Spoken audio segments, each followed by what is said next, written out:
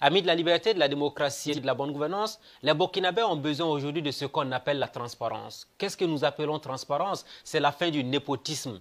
Quand un président vient au pouvoir et qu'il passe le temps à privilégier ses amis, ses connaissances, toutes les personnes qui lui sont proches en pensant que ce groupuscule d'individus qui l'entourent fera de lui un super président, il se trompe totalement.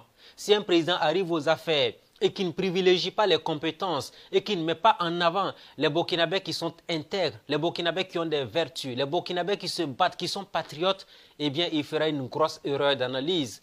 Quand un président arrive au pouvoir au Burkina Faso et il oublie de se rappeler de ce qu'a été l'histoire de ce pays depuis 1960, c'est une grosse erreur d'appréciation.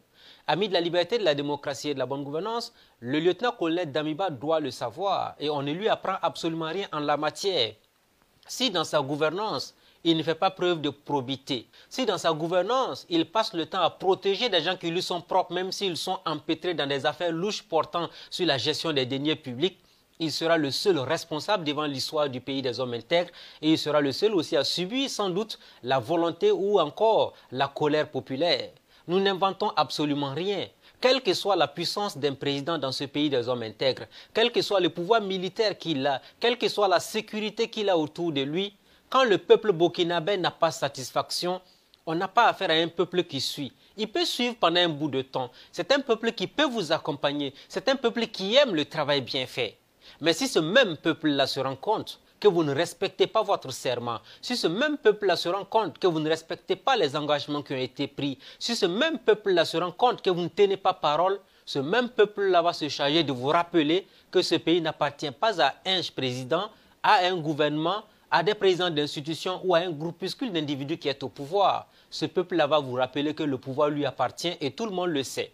Amis de la liberté, de la démocratie et de la bonne gouvernance, le lieutenant-colonel Damiba, chef de l'État lui-même dans son discours, est revenu à plusieurs reprises sur le mot peuple. Ça veut dire que le peuple sera au début et à la fin de sa gouvernance à la tête du pays des hommes intègres. Ça veut dire tout simplement aussi qu'il faut donner la place qui revient au peuple. Ce peuple-là, il n'est pas compliqué. Le peuple burkinabé n'est pas exagéré quand il revendique des choses. Ce peuple-là, quand il revendique, c'est qu'il veut tout simplement que les acquis soient préservés. Quand nous parlons d'acquis, le premier acquis le plus important, c'est la liberté d'expression et d'opinion. Personne ne peut remettre cela en cause, quel que soit le pouvoir qui est en place. Si